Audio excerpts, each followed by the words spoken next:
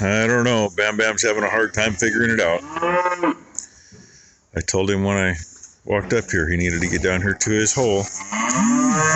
He's been spinning circles right there, trying to figure out which one.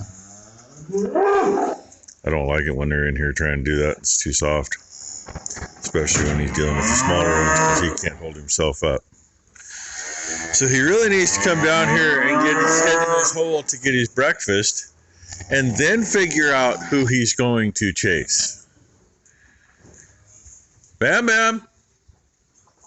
Hey, stupid! I'm going to say I know which one is in here for sure. Since he Rotor, and another one's trying. But this is not the place to do it. He needs to be out there, out in the pasture with much solider footing. Otherwise, I don't want to have to bury both of them. But unfortunately, his stomach is not listening this morning. What happens when your nose is full of... You decide to be stupid this morning. He never did go down to his hole. He doesn't know who to follow. The hole on the other side of this pole he can get his head in, which he was not aware of that until recently, as in a few minutes ago. But he's been trying to pop his nose in every freaking hole and he can't. Over there, we're in the middle of that pack, he could get a hold of some grain.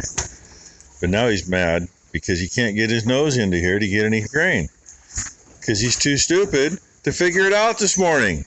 And if he keeps beating everybody up, I'm going to beat him up.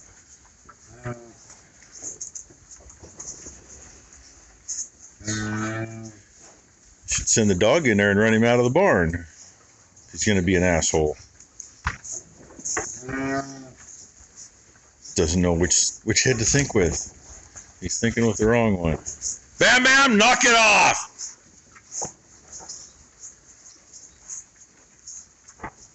Normally a nice, calm, mild-mannered boy. But, just so sexually frustrated. I'll just be glad when they finish eating and get the hell out of the barn and he'll quit being an asshole. Hey look, some scenery, and you can see it today. That'd be nice if there's a better place to stand to reach up there to do that. Nelson, what do you know? I know, I got one out overhead that don't work. The left was not showing up on the video, but it's working. The right one, it fried. I don't know why. But the rest of them are working. Only done that because, we're taking half the road up. I'm not running her off into the field. And I guess on that last pattern, the grill lights are all right. If I change patterns, one of the bottom ones is in backwards. I'm not going to tear the grill back off and fix that. But you still can't see that overhead in the video. It's working fine though. And it looks dry enough to go today. It's supposed to rain tomorrow. You walk on this, you get a little on your shoes, but it wasn't sticking to the tires per se, and I'm not going to walk there. But that cut up pretty good. So now get this one fired up and took over there. And I'm hoping, my plan is I'll hit that little patch across the road with this one, hit it again and get it actually cut up, because man, that sucker was hard after they were on there with all the logging equipment. And let Ty do this. You can see a little difference from where that's parked to where I just dipped my way out, so it's going to make a difference, especially after Mother Nature settled it down. She's got from, I think she's lined up, there's a power pole in the middle of the screen. I think she's on an angle lined up about with that. So she's got there down to this end to do. And I think I'll go across the road, or up the road, after I do across the road. Scratch it up a little. See if we can't get something done. Also, it'll rain tomorrow, but it is what it is. Well, tie's still moving. We need to replace the windshield wiper on that tractor. She can't see anything. Yeah, mine works. So I just caught a strip she missed over here because she couldn't see it. But I did finish the other side of the road. It wasn't all very deep, but it's broke up pretty good. And all she's got is from where she's at over to the fence line over there. It goes, the area cuts down fairly fast, but the problem is it's such a sharp point at that end that it's a bitch getting turned around and coming back on it and you're on the hill doing it. And it just, I don't know. I think the rain's let up here for now, but John G, he lives over that way. He just messaged me and said he's watching more showers come in, so I'm just waiting for her to decide she's done. She said I could just go ahead and take the service truck down and somebody can come pick her up later, but yeah, I don't know. It's not getting any better, that's for sure. Anybody know what that is? There's the guts out of it. Those would be carbon discs, all isolated, little springs on there to keep them moving, whatever. Wires hooking those points. There's a screw that goes through the front of the housing and goes into that. That's supposed to be a threaded hole. You know, probably 10 years ago now, the bolt stripped out. But those threads were still good. So, I made it work then. Now those threads down there are shot and these are fine. And I don't really want to tear the whole thing apart, so I'm going to carefully weld a nut on top of here. And make it do the same thing it did before. You screw that in, puts pressure on those carbon discs, and let you know what kind of condition a battery is in. It's a carbon pile tester. This is how we check them. So, without further ado, I'm going to do a little cleaning around here so I don't got to deal with the galvy. And I'm going to carefully weld the piece on. These pieces here, that's ceramic. So I'm not worried about that. Not worried about heating the carbon up.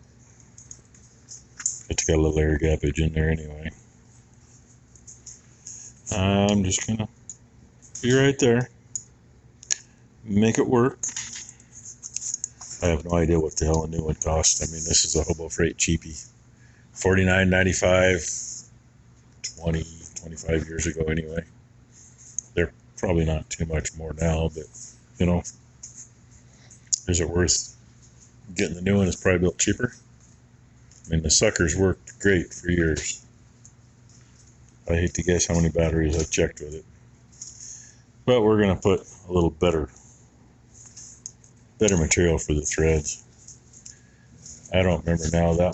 I might have tapped this out to standard. It might just be a 3/8 fine thread. If it is, easy. Weld a 3/8 fine thread nut on. It's still going to be fine thread.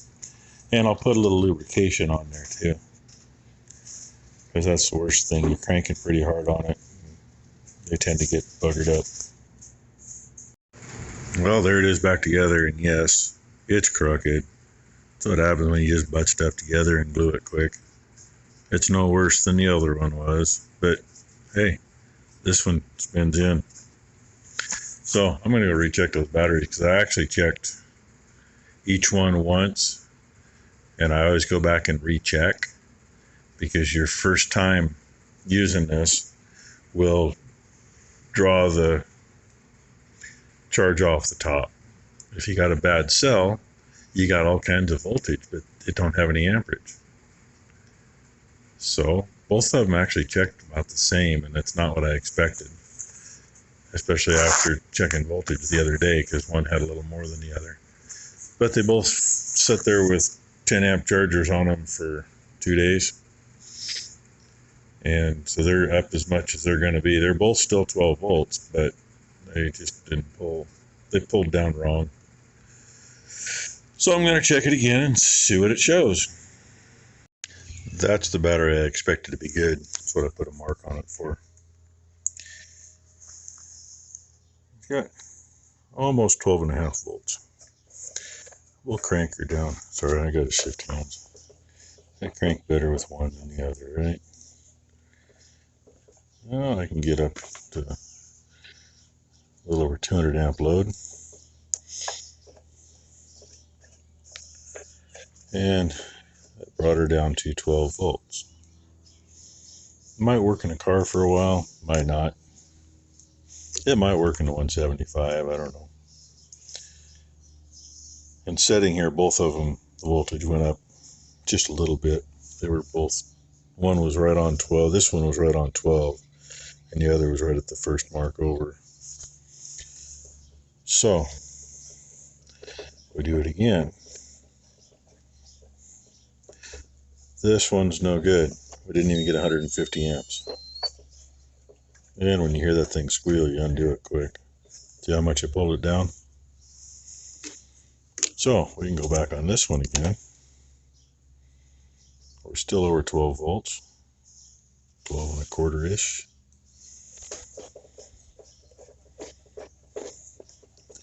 Pulls it down fast, but it's pulling it up. So, and I don't hold them there very long because it tends to fry these. So, I'm going to say that one is garbage for sure. That one, may try putting it in 175, see if it'll do it. So that's what I got for now. And yeah, there it is if you want to know what it is. It looks exactly like the one at the battery and alternator starter shop we used to use before they closed the doors. Looks exactly like the expensive one they had, and theirs was $500. You know, difference is this came from Hobo Freight. Theirs came from, you know, one of them expensive joints anyway. So now I can go put this back in the service truck. And like I say, I know that one's, it's not great, but it'll work. Save a bunch of money. And look what the day did. It rained. Well, we had a late lunch because we mudded our way out of there. And it quit raining about the time we left up there. And it rained for about 15-20 minutes while we were having lunch. Got 0.2 of an inch in the gauge.